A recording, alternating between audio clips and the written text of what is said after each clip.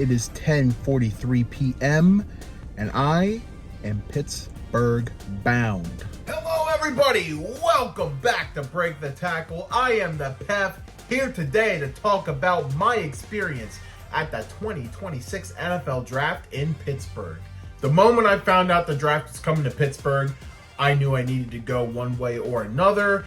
And the thing about me is that I am a super nervous driver. I do not like driving by myself, especially in unknown places. So this was a pretty big step for me, but I had to do it. It was time for me to just, step up, man up, and just do it. And I did it. And you know what? The drive was not that bad. For about, 5-hour drive, it really wasn't, it didn't feel as long as it was, had some podcasts going, listened to some good tunes, made the drive worth it. Craziest thing I saw, about like an hour or so in, it wasn't even towards State College. It was driving from East PA to West PA, so just wanted to make that clear. But a good, maybe a third of the way through, I saw a dead mountain lion on the side of the road. That was a jarring sight, to say the least. Outside of a zoo, never seen a mountain lion before, so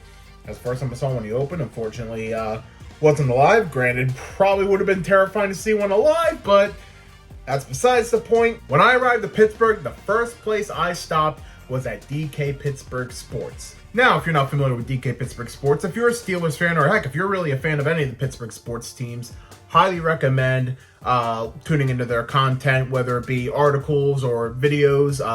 They do great stuff, but I guess I'm somewhat of a celebrity in the live chats during the Double Shot of Steelers shows, so I had to stop in, make a visit. They also have a gift shop in downtown Pittsburgh.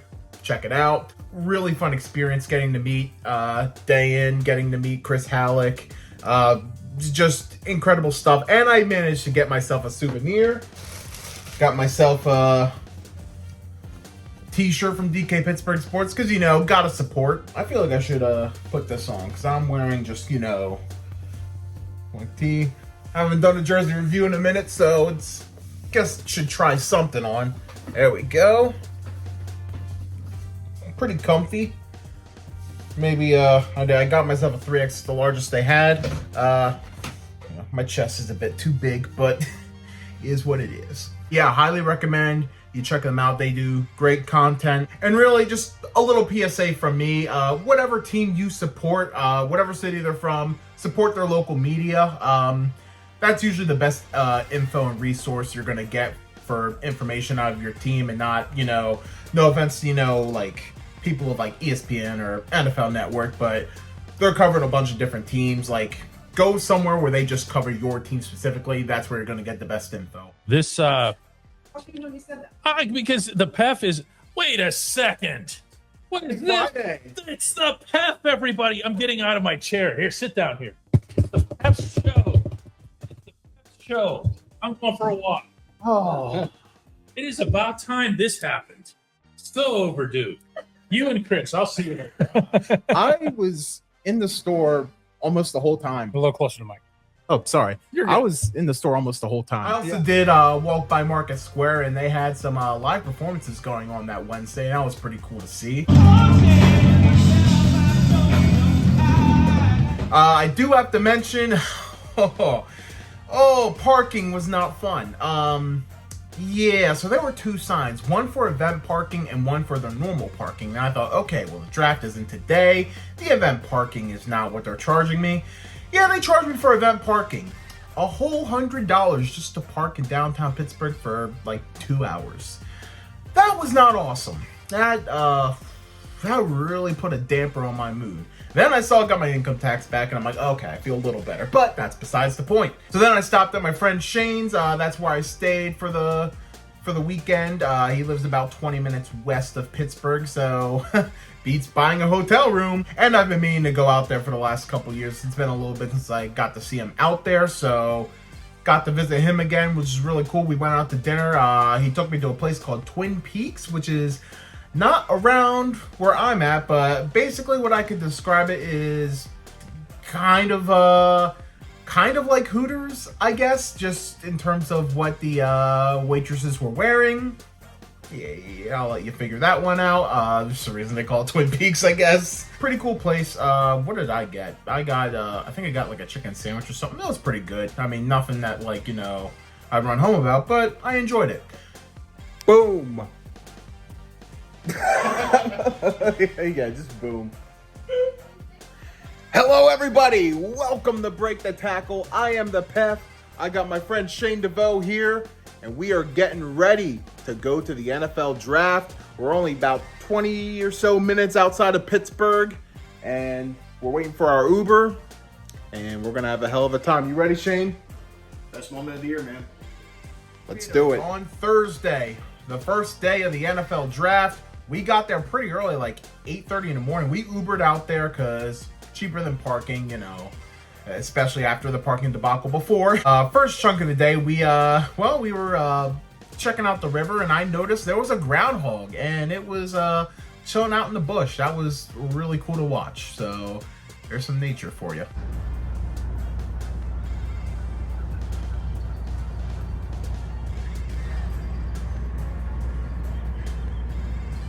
This right here is prime NFL draft coverage. Now, I have to mention, there's a lot of footage that I was not able to get because my phone battery sucks. And it didn't help that we waited in line until like 12 o'clock. Now, speaking of the line, we got moved like 3 or 4 different times. Like, we were like kind of like closer to the river, and then we got moved to like another street, and then we got moved across the street, and then they finally let us like get up to where like the line actually began, all in a span of like over 3 hours. So that was fun. Front of the line, baby. Front of the line. But I got to see some cool people in line. A lot of fans from all over the place. I'm pretty sure I saw at least 2 or 3 people of each fan base like walking around. Like it was really cool. Not to mention like some really cool jerseys. You know, I had some people in Bobby Boucher jerseys, which I brought my Bobby Boucher jersey, but I didn't wear it either of the days I was there. I saw some Mean Machine jerseys. That was really cool. Someone actually had a Cheeseburger Eddie jersey, which I'm like, oh my god, I did not know that was something that existed, but now I want it. So hopefully I can snag that for a future jersey review. But we finally got in there. The first thing we saw were the big helmets that were on display. Had to get a picture with the Steelers helmet because, you know, that's just what I had to do. And then we stopped in the gift shop, and they had pretty much things from every single team on display. They had a lot of Pittsburgh stuff and a lot of draft exclusive stuff. A lot of draft exclusive apparel, which, you know, I had to get something, which brings me to the next thing I'm going to show you. And they also had their own clear gift shop bags, which is pretty sweet. Mine's kind of folded all up because I stuffed it in my larger clear bag just for the sake of easier carrying. But all right, here is the NFL draft t-shirt I got myself. This is probably my favorite design of everything they had. The state of Pennsylvania right there with the Pittsburgh Bridge and the background of the city there. Pittsburgh greatness is on the clock. That was kind of their I guess the catchphrase of the draft, I guess you could say. The interesting thing is I got a 3XT, which is like one of the like big and tall shirts. So this is probably going to be a longer t-shirt on me, but let's try it on. Ooh, I usually don't do these try-ons sitting down, so it's a little weird. I guess I'll stand up so you can. Probably should have done that with the DK shirt, but it is what it is.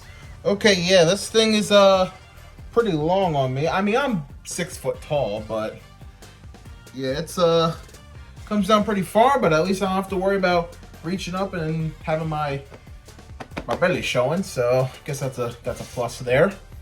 Yeah, I'm really digging this shirt though. But then we decided to head into Acrisure Stadium because they had some fun stuff in there. Really cool seeing the ketchup bottle of what used to be Heinz Field. I'm just glad I finally got to see the stadium up close and personal. I've only seen it one other time. The one time I did drive out the Pittsburgh, well, I didn't drive out the Pittsburgh, my friend did, but I got to see it in passing, which was pretty cool. At that point, it had already been renamed Acrisure Stadium, so again, didn't get to see it when it was Heinz, is what it is. But really cool walking in there. There was a really cool display of just like historic moments of the stadium and a lot of shrines to Pat's Pittsburgh legends and past Pittsburgh events, whether that's there regularly or just there for the draft. Really cool to see. It was awesome going out to the field. They had a lot of different things. You could kick a field goal. The line was just way too long for me to do that, although I would have loved doing that. They had like a thing for like kids there. Like kids were just doing a bunch of like different drills, which seemed pretty cool. They had like a little like arena built in there for Topps cards. And we decided to go in there because one of the early presenters was none other than Hines Ward, the Steelers wide receiver legend. Got to see him up close and personal. I didn't get like an autograph or anything, but just seeing him up close was just super freaking cool. Pretty funny. I didn't get all the footage of it, but a lot of times he was opening up a bunch of different cards, and a lot of times he was getting Browns and Ravens and Bengals and really, just start off, fans were just booing every single card that wasn't a Steelers card. That was hilarious. But AFC North rivals got the worst of it. A lot of times Hines would just throw those cards away. It was pretty funny. I mean, definitely the AFC North rivals, along with Cowboys, Eagles, and Chiefs and Patriots, probably got the loudest boos of any other team. They were really only cheering Steelers and some other legends. Like, they were cheering Barry Sanders. I think Emmitt Smith got some cheers. But once the Steelers card got presented, the fans were going nuts. Like, it literally didn't even matter. It could have been like just someone super low on the depth chart. It was Steelers. They were cheering. That was a lot of fun. Really cool seeing Hines Ward up close. All right, I got pretty hungry, so I'm gonna have me a Primanti sandwich, although technically not. Primanti's was in the stadium, so I guess it doesn't really officially count. Tell me in the comments. Got the Pittsburgher. It's a burger, fries, slaw, tomato. Let's take a bite. Oh, man.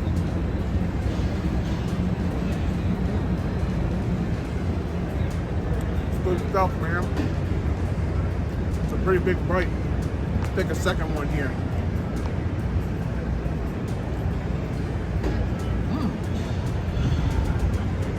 There's something about that slaw. It's sour but sweet. It's perfect. I love it. It's good stuff. I've always been a creamy coleslaw guy, but there's something about that coleslaw. It was like tart but like sweet at the same time. Big fan of that. That was damn good sandwich. I really liked. I mean, all the food there was just way more expensive than it needed to be, but it was pretty good, I gotta admit. Now, as I mentioned before, there was more stuff we did, but I just couldn't get footage of because my battery was sucking and I was doing my best to conserve it for later tonight, doing all the draft reactions. They had a lot of like really cool stands out there. It was very, I don't know if I'd say like fair-like or carnival-like, but it kind of had that theme to it. Got some nice shots just around the place and, you know, just the surrounding Pittsburgh area. And they had some streets closed off that we kind of just walked down, just took a look around. But we got to the draft stage. We decided to hang around the draft stage just to be in like decent, you know, decent place. Pretty cool to just see it in person. Early on, there was a live performance from Kels, I can't remember how you say her name, but she's a Pittsburgh native.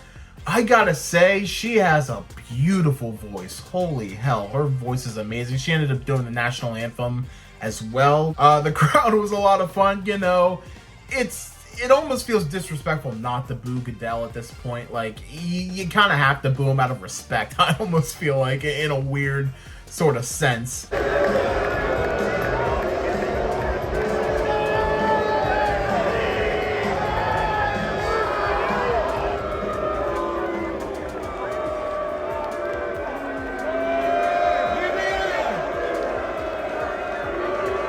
A lot of Steelers fans. It was very Pittsburgh heavy there, but you know, there was a lot of representation from every team, and you know, like there might have been like some like there was like booing of other teams, but it seemed for the most part, as far as I could tell, there was like nothing like aggressive between fans, at least that I saw, which is, you know, nice to see. Like, people were living in harmony. You know, fans had some signs. Some maybe could have been spelled better, but you know, they had their opinions voiced, I suppose. And the NFL had some pretty cool graphics up on the screen when players got drafted. A lot of players they invited ended up getting out on stage pretty early. It was like a pretty good run of it. So, which I feel like a lot of drafts, like early, like you're gonna see a lot of people getting drafted and like showing them from home. But I felt like that first half of the draft, like there was a lot of players that were actually there that got to walk up on stage, which is pretty cool to see. The most notable part of the night was when the Eagles jumped ahead of the Steelers to draft Makai Lemon.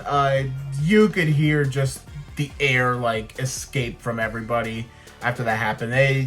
I think everyone was pretty dead set on Makai Lemon being a Steeler. Apparently so were the Steelers, but is what it is. I am very happy with the Max Honiger pick. I felt like I was one of the few who were actually excited about it because a lot of people just really dead set on receiver, but Steelers ended up getting Jeremy Bernard the next night, so I guess it made up. Once the Pittsburgh selection was made, that place emptied out. We did stay for the remainder of the picks, and then leaving was a nightmare. Yeah, so Shane was looking at the Uber prices, and they were charging up to $150 for an Uber out of the city. Yeah, we were not pleased. And we were waiting and waiting. Eventually, the prices started going down to where we eventually got one for like $25-$30, and it was like, okay, that's a lot better than paying $150. But we didn't get back to his place until 2 a.m. So we were in Pittsburgh like 16 hours, just about.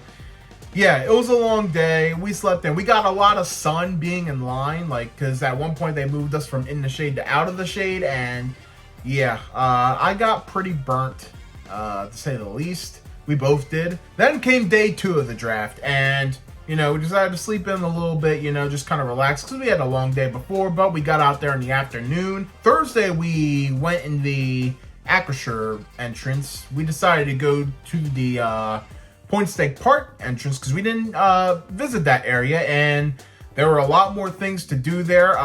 The big thing Shane and I did was we got in line to take pictures with the #1 pick jerseys. That was really cool to do, and we got a little we got this little souvenir draft card here.